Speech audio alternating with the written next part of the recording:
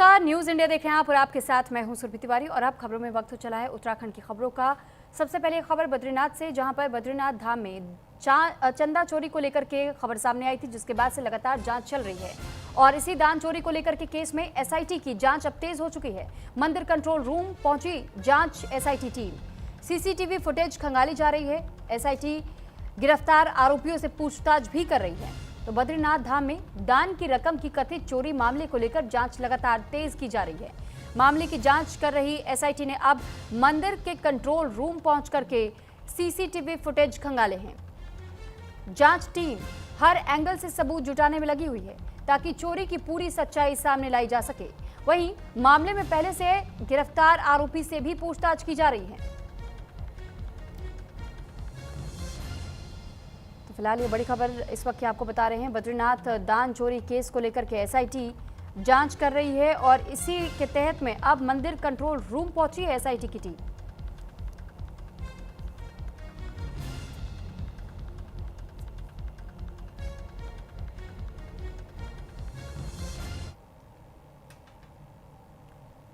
तो केंद्र सरकार की अल्पसंख्यक छात्रवृत्ति योजना में कथित वित्तीय अनियमितताओं का बड़ा मामला हरिद्वार जिले में सामने आया, जहां विभागीय जांच में गड़बड़ियों के संकेत मिलने के बाद जिले के 19 स्कूलों, कॉलेजों और निजी शिक्षण संस्थानों के खिलाफ सिडकुल थाने में प्राथमिकी दर्ज की गई।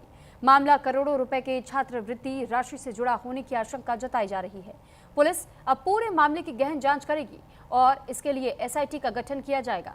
जानकारी के अनुसार साल 2021 और 2022 और 23 के दौरान अल्पसंख्यक समुदाय के छात्रों के लिए संचालित केंद्र पोषित छात्रवृत्ति योजनाओं के तहत एनएसपी पर कुछ शिक्षण संस्थानों की गतिविधियां संदिग्ध पाई गई थी। शुरुआती स्तर पर सामने आए सबूतों के बाद भारत सरकार के अल्पसंख्यक कार्य मंत्रालय ने मामले का संज्ञान लिया और उत्तराखंड शासन को जांच के निर्देश दिए। वहीं शिकायत के आधार पर सिडकुल थाना पुलिस ने विभिन्न धाराओं में मुकदमा दर्ज कर जांच शुरू कर दी है। देखिए, इसमें कुछ शिकायतें प्राप्त हुई थी और अल्पसंख्यक विभाग के द्वारा इसमें जांच कराई गई थी और जांच में जो जो फाइंडिंग्स आई हैं उसके बाद उनके द्वारा तहरीर दी गई है और इसमें अभी जैसा बताया गया है कि पुलिस के द्वारा मुकदमा दर्ज किया गया है और मुकदमा दर्ज करने के बाद जो भी आगे फाइंडिंग्स होगी उसके बाद आगे की कार्रवाई की जाएगी। कितने शिक्षा संस्थान हैं? अभी 19 की सूचना प्राप्त है और इसके अतिरिक्त जितने भी शिक्षण संस्थान हैं, अगर ऐसे कुछ और भी प्राप्त होते हैं विवेचना में, फिर उन पर भी कार्रवाई होगी। इसमें विभागीय जांच हुई थी और पहले इनकी विभागीय जांच में ये पाया गया कि टोटल 19 संस्थान हैं हरिद्वार में जिनमें अनियमितताएं पाई गई इनके द्वारा विभागीय जांच में। और इसमें नेशनल स्कॉलरशिप पोर्टल है एनएसपी, जिसमें 2021-22 और 22-23 में जो छात्रवृत्ति वितरण हुआ है उसमें अनियमितताएं पाई गई और उस संबंध में इनकी विभागीय जाँच के बाद इनके द्वारा तहरीर देके कल मुकदमा लिखा गया है इसमें सिडकुल कोतवाली में। और इसमें जनपद स्तर पे एक एसआईटी फॉर्म हुई है जो कि सीओ सदर सुरेश चंद बलूनी के अंडर में है और इसमें थानाध्यक्ष सिडकुल हैं और साथ में इनके 4 लोग और हैं। और अब इसमें प्रयास रहेगा कि टाइम से एक प्रॉपर इन्वेस्टिगेशन करके इसको हम वाइंड अप करें और जो भी प्रगति होगी भविष्य में फिर आपसे शेयर करेंगे। तो वहीं रुद्रपुर में करोड़ों रुपए की विकास योजनाओं के शिलान्यास कार्यक्रम के दौरान शीलापट से स्थानीय विधायक शिव अरोड़ा का नाम गायब होने पर चर्चा तेज हो गई है। कार्यक्रम में प्रभारी मंत्री प्रदीप बत्रा और विधायक शिव अरोड़ा दोनों मौजूद रहे, लेकिन शीलापट पर विधायक का नाम नहीं था। अब इसे लेकर राजनीतिक गलियारों में सवाल उठ रहे हैं कि ये प्रशासनिक चूक थी या फिर इसके पीछे कोई और वजह। हालांकि इस मामले में अभी तक कोई आधिकारिक प्रतिक्रिया सामने नहीं आई है।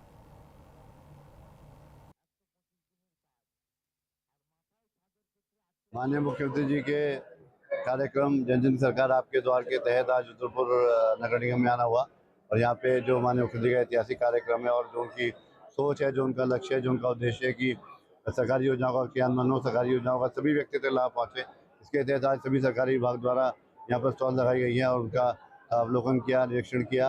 तो मैं सोचता हूँ कि हमारी जो सरकार है वो लगातार आगे बढ़ रही है, काम कर रही है।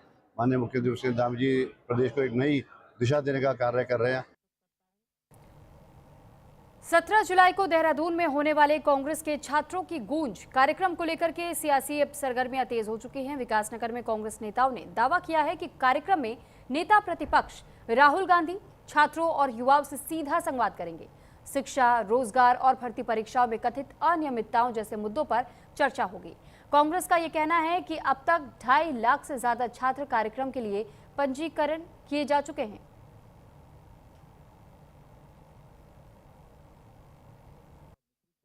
सरकार अपने 2 कार्यकाल पूरा करके तीसरे कार्यकाल में चल रही है। समाज के सभी वर्ग उनकी कार्यप्रणाली से, उनकी नीतियों से बहुत बुरी तरीके से विपरीत प्रभाव उनके ऊपर पड़ रहा है। और सबसे ज्यादा बड़ी जो समस्या है, जो चुनौतियां हैं, वो भारत की युवा पीढ़ी के लिए उत्पन्न हो गई। उनकी आवाज को अपनी आवाज देने के लिए राहुल जी पूरे देश में इस किस्म की सभाएं कर रहे हैं, जिसमें वे केवल छात्रों से और नौजवानों से इंटरेक्शन करेंगे। उनके माता पिता यदि चाहें तो उनसे भी वो मेल मुलाकात करेंगे। देखिए, पूरे भारतवर्ष में जिस प्रकार से छात्रों का शोषण हो रहा है, पेपर लीक हो रहे हैं और भर्ती घोटाले हो रहे हैं, उसी संदर्भ में छात्रों की आवाज उठाने के लिए आदरणीय नेता प्रतिपक्ष राहुल गांधी जी देहरादून परेड ग्राउंड में आ रहे हैं। और हमने आज अपील की है छात्रों से, युवाओं से कि वो अधिक से अधिक संख्या में उनके साथ संवाद करने के लिए परेड ग्राउंड में पहुंचे, जिससे कि छात्रों की आवाज को बुलंद किया जा सके। तो वहीं हरिद्वार में आगामी कांवड़ मेला 2026 को लेकर के जिला प्रशासन ने तैयारियां तेज कर दी है। जिला अधिकारी मयूर दीक्षित और एसएसपी नवनीत सिंह भुल्लर ने मेला क्षेत्र और प्रमुख कांवड़ मार्गों का स्थलीय निरीक्षण किया। अधिकारियों ने निर्माण कार्य, सुरक्षा, ट्रैफिक बैरिगेटिंग और पार्किंग व्यवस्थाओं का जायजा लेते हुए सभी विभागों को तय समय में गुणवत्तापूर्ण कार्य पूरा करने के निर्देश दिए हैं, ताकि श्रद्धालुओं को सुरक्षित और सुगम यात्रा का अनुभव मिल सके।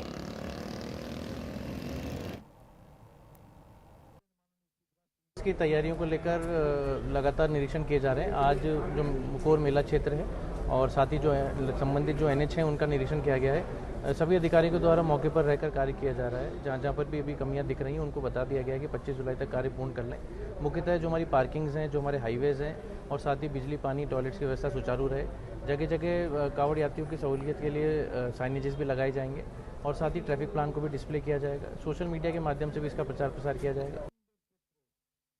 सप्तऋषि, भूपतवाला, लालजी वाला, रोड़ी, बेलवाला 4.2 और इसके अलावा कांवड़ पटरी है, इसका निरीक्षण जो है आज चल रहा है। तो इसमें माइन्यूट डिटेल्स, जो छोटी जो चीज़ें हैं, वहाँ के पुलिस अफसर हैं, उनको साथ में लेके संबंधित जो अधिकारी हैं उनको साथ साथ दिशा निर्देश दिए जा रहे हैं कि, और प्रयास ये है कि 20 तारीख तक हरिद्वार पुलिस और प्रशासन पूरी तरह गियर अप हो सके कांवड़ मेले को लेकर। लेकिन सर, जिस तरह से यस, उनको सबको बताया गया है और ये बोला गया है कि 20 तारीख तक सब लोग वाइंड अप कर लें। और अब जो है क्योंकि समय काफ़ी कम बचा है, तो अब कोई नए गड्ढे या निर्माण अभी ना करें फिलहाल, और ऐसे निर्देश सबको दिए गए हैं।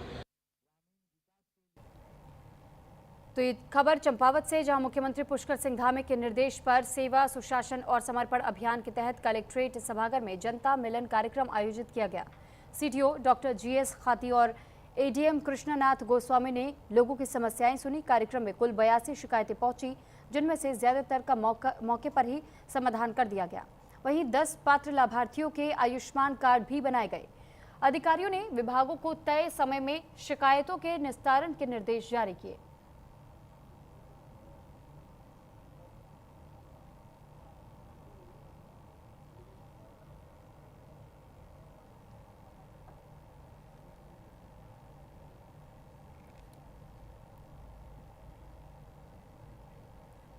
बाजपुर में आयोजित जन जन की सरकार जन जन के द्वार शिविर को सरकारी अधिकारी पालिता लगा रहे हैं।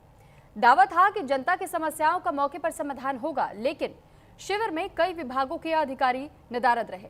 दूर दराज से अपनी शिकायतें लेकर पहुंचे लोगों को घंटों इंतजार करना पड़ा, लेकिन ज्यादातर समस्याओं का समाधान नहीं हो सका, जिससे लोगों में भारी नाराजगी देखने को मिली है। वहीं लोगों का यह कहना है कि अगर संबंधित विभागों के अधिकारी ही मौजूद नहीं होंगे तो फिर ऐसे शिविर आयोजित करने का क्या उचित है। उनका यह कहना है कि सरकार की मंशा अच्छी हो सकती है, लेकिन अधिकारियों की लापरवाही के कारण योजनाओं का लाभ आम जनता तक नहीं पहुंच पा रहा है। फिलहाल इस पूरे मामले ने प्रशासनिक व्यवस्था और सरकारी दावों पर कई गंभीर सवाल खड़े कर दिए हैं। जन जन की सरकार आपके द्वार के तहत नगर सुल्तानपुर पट्टी बुध बाजार में एक जन शिविर का आयोजन किया गया था, जिसमें कोई भी समस्या का हल नहीं हो पाया। सुल्तानपुर पट्टी की मेन 4 समस्याएं थी: राशन कार्ड से संबंधित, किसान पेंशन से संबंधित, हैंडीकैप से संबंधित। क्या कहते हैं, राशन कार्ड की साइड नहीं चल रही थी तो कम से कम मैडम को यहाँ पे बैठना चाहिए था, उन्हें बच्चों के नाम दर्ज हाथों हाथ करने चाहिए थे। ऐसी कोई व्यवस्था यहाँ नहीं थी। जितने भी राशन कार्ड से संबंधित आए सब वापिस लौट के गए। किसान संबंधित सुल्तान मोदी की जन कल्याणकारी योजना की भी धज्जियां उड़ाई गई। एक भी सुल्तानपुर पट्टी में कम से कम सैकड़ों आदमियों की किसान पेंशन नहीं आ रही है। इससे संबंधित भी कोई कार्य नहीं हुआ। हाँ, जो थोड़ी सी प्रॉब्लम आई है, जो आधार मशीन है वो थोड़ी लेट पहुँची, तो उसका जो कनेक्शन है, बिजली का कनेक्शन, वो थोड़ा लेट हुआ है। बाकी तो कोई दिक्कत नहीं है। तो आधार की समस्या रही है, क्योंकि आधार मशीन भी पहुँच गई थी, लेकिन जो उसका कनेक्शन जो होता है ना, वो लेट हुआ है। तो इसके कारण थोड़ा सा डिले हुआ है। बाकी जगह बाकी में कोई प्रॉब्लम, बाकी सारे डिपार्टमेंट है। कोई भी अधिकारी यहाँ पे नहीं आया हुआ है। अपने लड़के के सर्टिफिकेट के लिए आए, उन्होंने वो भी कि नहीं इंक्वायरी कर रहे हैं। उसके आय प्रमाण पत्र बनवाई गई, उसकी भी कोई सुनवाई नहीं गई। कोई भी पटवारी लोग यहाँ पे नहीं है, बताओ। अब मैं कोई काम को कहती हूँ, मेरे घर में 4 दिन हो गए, मुझे बैठे हुए गुजारा, पानी बरस जाए बहुत ज़्यादा है। मेरी कॉलोनी तक नहीं दिलवा रही, बताओ। जब कॉलोनी तुम नहीं दिलवा रहे तो इलेक्शन क्यों वोट क्यों मांगते हो? ये शिविर क्यों लगा रखा है जब हमारी समस्या का निस्तारण हो ही नहीं रहा? जब ये लोग वोट मांगने आते हैं तो कहते हैं कि हम इस महीने करा देंगे, ये करा देंगे, वो करा देंगे, और जब हो जाता है तो वही कानून में डीआरपी का नाटक, ये नाटक हमारे क्षेत्र में है, तुम्हारे क्षेत्र में नहीं आता। तो नगर निगम के तुम अध्यक्ष या चेयरमैन क्यों बने हुए हो? आप साफ कह दो कि आप डीएम के पास जाओ, आईडीएम के पास जाओ, या फिर जो सीएम हेल्प पोर्टल पर जो अपनी शिकायत करो। आप ये क्यों नाटक कर रहे हो कि हमने कहा ये सिंचाई विभाग लगा रहा है, ये लगा रहा है ना? हमारे पास जो है 5 साल से सड़क पड़ी और ना ही जो है पाइपलाइन भी थी। क्या होगा? मेरी किसान पेंशन रुकी हुई है 12 महीने से। मुझे राशन नहीं चाहिए। मैं तो खुद किसान हूँ, राशन खुद पैदा करता हूँ, दूसरों पेट भरता हूँ। मैं किसान पेंशन के लिए मैं रुद्रपुर गया, बाजपुर गया। अब जोनी भाई ने कहा कि साहब सोमवार के दिन ये लोग कैंप लगेगा, आप आना। जोनी भाई ने साहब दिल्ली फ़ोन करा, मेरी लड़की दिल्ली पढ़ती है, उनने चंदौसी फ़ोन करा, चंदौसी ने मेरे फ़ोन करा, मैं मंडी से भाज के आया। अब मेरी समस्या यहाँ भी दूर नहीं हुई।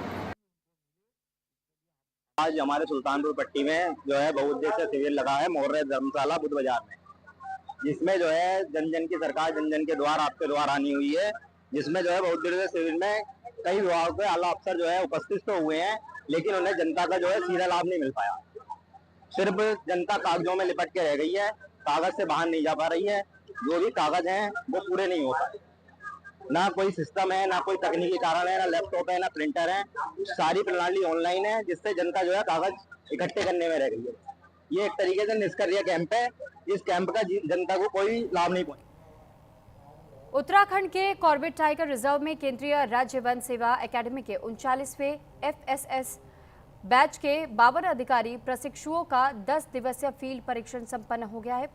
प्रशिक्षण के दौरान वन प्रबंधन, बाघ संरक्षण, आधुनिक वन्यजीव निगरानी तकनीक, कैमरा ट्रैप और स्ट्राइप्स और वन्यजीव रेस्क्यू जैसी व्यवस्थाओं का व्यवहारिक प्रशिक्षण दिया गया। अधिकारियों का यह कहना है कि ये प्रशिक्षण भविष्य के वन अधिकारियों को आधुनिक तकनीक और जमीनी अनुभव से जोड़ करके वन एवं वन जीव संरक्षण को और मजबूत बनाएगा।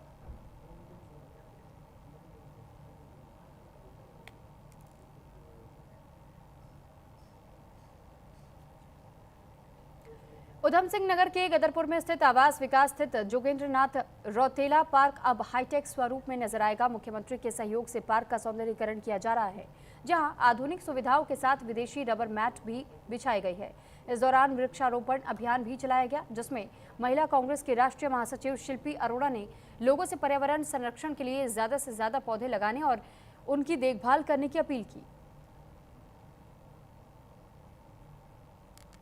और मैं गदरपुर की देवतुल्य जनता, जिन्होंने मुझे इस योग्य बनाया और जिन्होंने मुझे नगर पालिका अध्यक्ष के रूप में बहुत बड़ा अपना आशीर्वाद दिया, बहुत भारी मतों से मुझे जिताकर गदरपुर में नगर पालिका का अध्यक्ष बनाया, मैं उनका तहे दिल से मैं आभार व्यक्त करता हूं, मैं धन्यवाद करता हूं। और माननीय मुख्यमंत्री पुष्कर सिंह धामी जी, जिनकी विकास की सोच, जिन्होंने हमारे एक बार कहने पर ही गदरपुर में इतना बड़ा पार्क हमें सौंदर्यीकरण के लिए, हमें नगर पालिका को बनाने के लिए दिया, जो हमारी सरकार के 25 वर्ष पूर्ण होने पर रजत जयंती के नाम से हमें इस पार्क के लिए उन्होंने धनराशि दी और मैं आपके चैनल के माध्यम से स्वर्गीय जोगेंद्र नाथ पवनेजा जी, जिनके नाम पे इस पार्क का नाम नगर पालिका में रखा गया था, उनको भी मैं नमन करता हूँ। आज गदरपुर में एक पार्क में आप स्वयं यहाँ पर आई हो, एक कांग्रेस राष्ट्रीय महासचिव होने के नाते आज वृक्षारोपण किया। इस पार्क के बारे में क्या कहना, लोगों से क्या अपील है वृक्षारोपण के लिए? बिल्कुल सबको वृक्षारोपण करना चाहिए, क्योंकि आबादी के चलते हम लोगों की वजह से ही हम लोग इतने घर बनाते हैं, इतने जो सड़कें बनती हैं, लाखों की संख्या में वृक्ष काटे जाते हैं। तो हम सबको, हर बच्चे को, हर नागरिक को कम से कम एक वृक्ष जरूर लगाना चाहिए, जिससे कि हमारी आने वाली नस्लों को एक छायादार पेड़ मिले और वो एक ऑक्सीजन का बैलेंसिंग हम लोग कर पाए। तो अगली बड़ी खबर है पिथौरागढ़ से, जहां पर सीमांत इलाके में भारी बारिश ने चीन सीमा को जोड़ने वाले धापा मिलम मोटर मार्ग पर ब्रेक लगा दिया और जीमी घाट के पास भूस्खलन और भारी बोल्डर गिरने की वजह से सड़क पूरी तरह बंद हो गई है। मार्ग बंद होने से 5 ग्राम पंचायतों और 14 माइग्रेशन गांवों का संपर्क प्रभावित हुआ है। स्थानीय लोगों को जरूरी सामान और स्वास्थ्य सेवाओं के लिए परेशानियों का सामना करना पड़ रहा है। वहीं जिले में 16 आंतरिक मोटर मार्ग अब भी बंद है। प्रशासन सड़क खोलने के काम में जुटा हुआ है। मुंशारी मिलम मोटर मार्ग साई पोलू मिलम से मुंशारी को आने वाले यात्रियों को बहुत परेशानी का सामना करना पड़ रहा है। गिरीफ द्वारा अभी कल रात से मुंशारी मिलम मोटर मार्ग साई पोलू मिलम से मुंशारी को आने वाले यात्रियों को बहुत परेशानी का सामना करना पड़ रहा है। देहरादून के डालनवाला थाना क्षेत्र में फ्लैट और जमीन के मालिकाना हक को लेकर के विवाद उस वक्त बढ़ गया जब दोनों पक्ष आमने सामने आ गए। कृष्ण कॉलोनी में फ्लैट मालिकों और जमीन मालिक के बीच जम करके कहासुनी हुई, जो बाद में मारपीट में बदल गई। सूचना मिलते ही पुलिस और एमडीडीए की टीम मौके पर पहुंची और हालात को संभाला।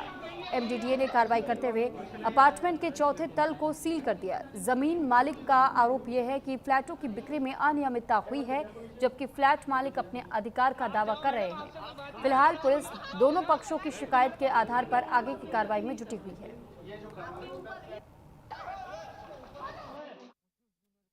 ये कार्रवाई ये है कि ये प्रॉपर्टी मेरी है, इन्होंने कब्जा कर रखा है। इनसे मेरा पहले एक नॉर्मल एग्रीमेंट हुआ था, बनाने के लिए इनको दिया था मैंने, और उसके बिहाफ पे क्या ये मेरे को ब्लैकमेल करने लग गए। उसके बाद इन्होंने बिहार में पे झूठे मुकदमे, मेरी जान को खतरा है, और इन्होंने मेरे को थ्रेट भी दिलाया था। तो उसमें ऑलरेडी इन पे मुकदमा दर्ज है। और ये बिल्डिंग ऑलरेडी मैं आज से नहीं 2024 से कंप्लेन कर रहा हूँ कंटिन्यूस बिल्डिंग के अगेंस्ट। बस इस बिल्डिंग पर आज तक कोई कार्रवाई नहीं हुई। आज आके धन्यवाद करता हूँ एमडीडी और वीसी साहब का, कमिश्नर साहब का, जिन्होंने ऑर्डर पारित किया, ठीक है ना। और ये बिल्डिंग चारों अलग अलग नक्शे पास हैं साहब। मैं जब आता हूँ मेरे से यहाँ मार पिटाई करते हैं, गाली गलौज करते हैं लोग, मैं इसलिए आता ही नहीं। ज़मीन मेरे नाम पे है। ये एक्चुअली ये साहब मैं यही परेशान हूँ कि कंप्लेन करने के बाद भी आज तक कोई कार्रवाई नहीं हुई। उधम सिंह नगर के खटीमा से वन जीव संरक्षण से जुड़ी ये बड़ी खबर है, जहां खटीमा रेंज के उत्तरी बनबासा क्षेत्र में एक नर हाथी मृत मिलने के मामले में वन विभाग ने बड़ी कार्रवाई की। प्रारंभिक जांच में हाथी की मौत करंट लगने से होने की आशंका जताई गई है। वन विभाग ने खेत स्वामी को मामले में मुख्य आरोपी मानते हुए गिरफ्तार कर कोर्ट में पेश किया है। फिलहाल वन विभाग पूरे मामले की जांच कर रहा है और मौत के कारणों को लेकर आगे की कार्रवाई जारी है। शारदा नहर के किनारे एक मृत हाथी मिला था, जिसकी हमने पोस्टमार्टम करवा लिया है, और उसके पास में ही जिनके खेत थे दौलत राम, और वो वहाँ पर रह भी रहे थे, तो उनने प्रारंभिक जांच में उनके द्वारा एक तार लगाया गया था खेत के चारों तरफ फसल को बचाने के लिए, और उसको अपने घर के विद्युत कनेक्शन से जोड़ा गया था, जिसमें करंट चल रहा था। और मौके पे भी हमको एक तार मिला था हाथी के मृत शव के पास से, उसको हमने अपने कब्जे में ले लिया है। और जो दौलत राम है उनके उसमें अभियोग दर्ज करा के उन्हें आज कोर्ट में पेश किया गया। उधम सिंह नगर के जसपुर में हुए कथित सड़क हादसे के मामले को लेकर पुलिस ने बड़ा खुलासा किया है। पुलिस के मुताबिक ये महज हादसा नहीं बल्कि पुरानी रंजिश के चलते की गई वारदात थी। मामला 10 जुलाई का है, जब खेड़ा रोड पर एक कार ने बुलेट सवार 3 युवकों को टक्कर मार दी। हादसे में घायल की अस्पताल में इलाज के दौरान मौत हो गई। मृतक के पिता की तहरीर पर पुलिस ने मुकदमा दर्ज कर जांच शुरू कर दी है। जांच के दौरान पुलिस ने 2 आरोपियों को गिरफ्तार कर लिया है। पुलिस का ये दावा है कि पूछताछ में दोनों आरोपियों ने रंजिश के चलते कार से टक्कर मारने की बात स्वीकार की है। पुलिस ने घटना में इस्तेमाल बलेनो कार भी बरामद कर ली है और एसएसपी उधम सिंह नगर ने बताया है कि दोनों आरोपियों को न्यायालय में पेश कर जेल भेज दिया गया है और मामले में आगे भी जांच की जा रही है।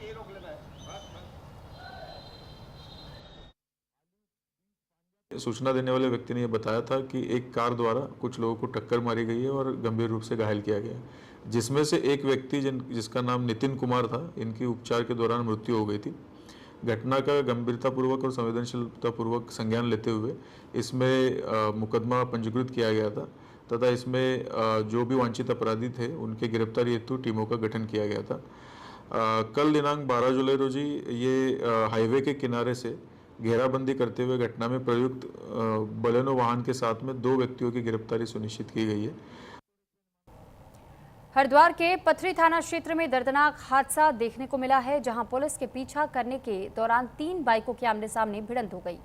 हादसे में 2 युवकों की मौके पर ही मौत हो गई, जबकि पुलिस कांस्टेबल गंभीर रूप से घायल हो गया। बताया जा रहा है कि पुलिस से बच करके भाग रहा बाइक सवार सामने से आ रही बाइक से टकरा गया, जिसके बाद पीछा कर रहे कांस्टेबल की बाइक भी दुर्घटनाग्रस्त वाहनों से जा भिड़ी। घायल कांस्टेबल को हायर सेंटर रेफर किया गया है। पुलिस मामले की जांच कर रही है।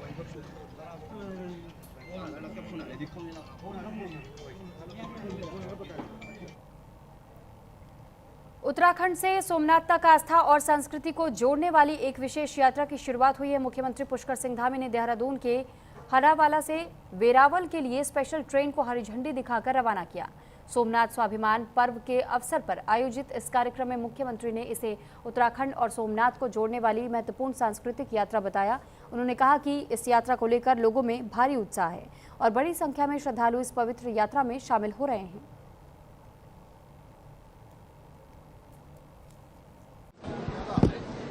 हमारे विभिन्न संस्थाओं से स्वयं सहायता समूह के पूज्य संतगण अनेक वर्गों के लोग यहाँ से जा रहे हैं। लोगों में बहुत उत्साह है हमारे प्रधानमंत्री आदरणीय मोदी जी को लेकर भी कि उन्होंने इस पवित्र यात्रा का आयोजन किया है। सबको वहाँ पर दर्शन का लाभ मिल रहा है, सबको दर्शन करने का अवसर मिल रहा है और सच में ये यात्रा जो है भारत की एक बहुत बड़ी सांस्कृतिक यात्रा है, जो हमारे राज्य देवभूमि उत्तराखंड से गंगा का प्रदेश, यमुना का प्रदेश, 4 धामों का प्रदेश, आदि कैलाश का प्रदेश, देवभूमि से सोमनाथ को जोड़ने का काम भी करेगा। भारत की जो एक विशेषता है कि अनेकता में एकता, उसका भी जो है और एक भारत श्रेष्ठ भारत की परिकल्पना को भी साकार करेगी। मैं सभी श्रद्धालुओं को बहुत शुभकामनाएं देता हूं। आदरणीय प्रधानमंत्री नरेंद्र मोदी जी का बहुत धन्यवाद करता हूं कि उनकी प्रेरणा से ये यात्रा चल रही है। सोमनाथ केदारनाथ को जोड़ने की ये पवित्र यात्रा है। यात्री विभिन्न वर्गों के 6 दिवसीय यात्रा में इस यात्रा में सम्मिलित हो रहे हैं, जिसमें स्वयं सहायता समूह से जुड़ी हुई हमारी बहनें, विभिन्न जनकल्याणकारी योजनाओं के लाभार्थी हैं, पूज्य संतगण हैं और समाज के विभिन्न वर्गों के प्रतिनिधि इसमें शामिल हो रहे हैं। और इस महत्वपूर्ण पहल के लिए मैं संस्कृति विभाग को भी साधुवाद देता हूं और आप सभी यात्रियों के मंगलमय, सुरक्षित और सुखद यात्रा के लिए भगवान सोमनाथ जी और बाबा केदार से प्रार्थना करता हूं। भाइयों बहनों, ये कोई सामान्य यात्रा नहीं है, बल्कि राष्ट्रीय स्वाभिमान को प्रदर्शित करने वाली एक विशिष्ट यात्रा है, जो देवभूमि उत्तराखंड से सोमनाथ को जाएगी। यानी ये कह सकते हैं हम कि केदारनाथ जी से सोमनाथ जी को जोड़ने वाली यात्रा, आदि कैलाश से सोमनाथ जी को जोड़ने वाली यात्रा, ये गंगा के प्रदेश, यमुना के प्रदेश, देवभूमि से सोमनाथ की भूमि को जोड़ने वाली पवित्र यात्रा है। क्योंकि ये यात्रा हमारी हजारों वर्ष पुरानी सनातन परंपराओं और गौरवशाली विरासत को जोड़ने का कार्य करेगी। और सोमनाथ जी हमारे 12 ज्योतिर्लिंगों में से एक है और सोमनाथ का मंदिर भारत की उस अटूट श्रद्धा विश्वास का प्रतीक है, जिसे न तलवारें झुका सकी, न समय की आंधियां मिटा सकी। वो भगवान सोमनाथ का पवित्र स्थल है। देहरादून में मुख्यमंत्री पुष्कर सिंह धामी ने मुख्यमंत्री कैंप कार्यालय में मशहूर लेखिका और भारत जर्मनी सांस्कृतिक संबंधों की समर्थक योजना शाह जैन से मुलाकात की। इस दौरान जैन ने मुख्यमंत्री को अपनी साहित्यिक कृतियों की प्रतियां भेंट की है। मुख्यमंत्री ने उनकी रचनाओं की सराहना करते हुए कहा कि साहित्य समाज, संस्कृति और मानवीय मूल्यों को जोड़ने का सशक्त माध्यम है। उन्होंने भारत जर्मनी सांस्कृतिक संवाद को बढ़ावा देने में डॉक्टर जैन के योगदान की प्रशंसा की।